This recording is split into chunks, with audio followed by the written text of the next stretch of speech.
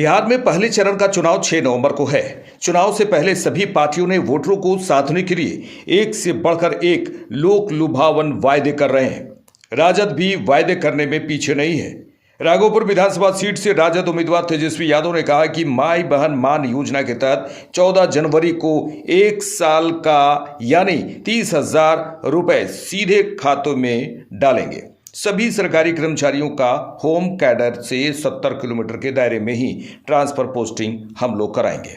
और माँ बहन मान योजना के तहत मकर संक्रांति को हमारी सरकार बनते ही 14 जनवरी को 1 साल का यानी 30,000 रुपया डायरेक्ट उनके खाते में हम लोग डालेंगे। आपने नर्सेज के लिए और जो शिक्षिका है जो सरकारी कर्मचारी हैं, चाहे पुलिस में हो, महिला जो भी हो, चाहे पुलिस में हो, कोई हो, मैनिफेस्टो में भी है, चाहे पुलिस के हो या स्वास्थ्यकर्मी हो या शिक्षकों हो, उन सब का जो है होम कैडर से 70 किलोमीटर के रेडियस में ही ट्रांसफर पोस्टिंग हम लोग कराएंगे।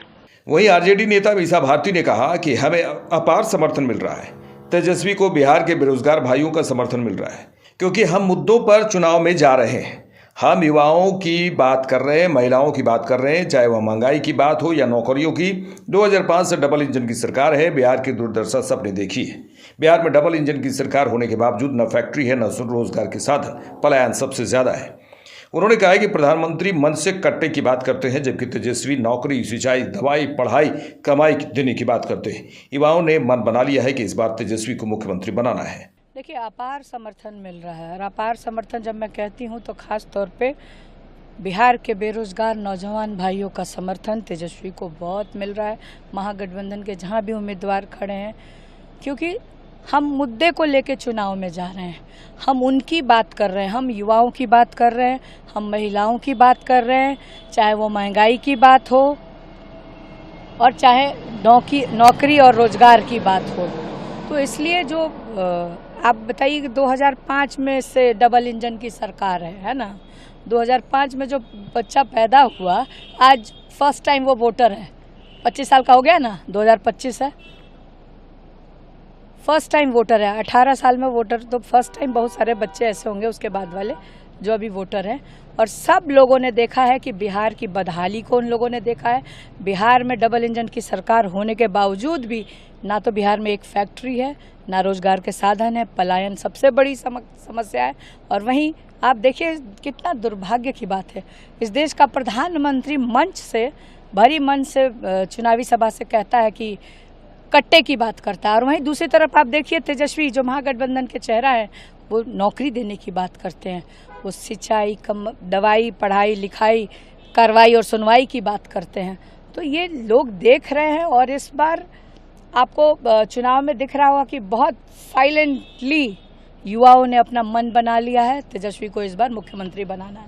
पूरे मामले पर बीजेपी के राष्ट्रीय प्रवक्ता सैयद शाहनवाज हुसैन ने कहा कि लालू यादव और उनका परिवार विश्वास में नहीं बल्कि आत्मविश्वास में है, क्योंकि उन्हें पता है कि नतीजे तो उनके पक्ष में आने वाले नहीं हैं, इसलिए दिखावा कर रहे हैं।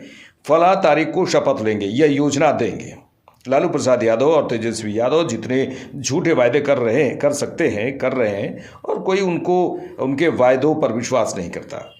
अब जब लालू प्रसाद यादव भी प्रचार में उतर आए हैं तो लोगों को जंगल राज की याद आ गई है। देखिए, लालू यादव और उनका परिवार कॉन्फिडेंट नहीं, ओवर कॉन्फिडेंट दिख रहा है, क्योंकि उनको मालूम है कि रिजल्ट तो आने वाला है नहीं। दिखावा कर लो, पहले से बता रहे हैं इतने तारीख को शपथ होगी, ये योजना दे देंगे, वादा कर रहे हैं कि हर घर में एक सरकारी नौकरी दे देंगे। उनको ये भी नहीं पता कि बिहार में घर कितने हैं और इतनी नौकरी बनेगी कहां से। तो जो भी झूठे वादे हो सकते हैं वो सब वादे लालू यादव कर रहे हैं, तेजस्वी यादव कर रहे हैं। उनके वादों पर किसी को यकीन नहीं है और लालू यादव भी कैंपेन में उतर ही गए हैं, तो जंगल राज की याद लोगों को आ ही गई है।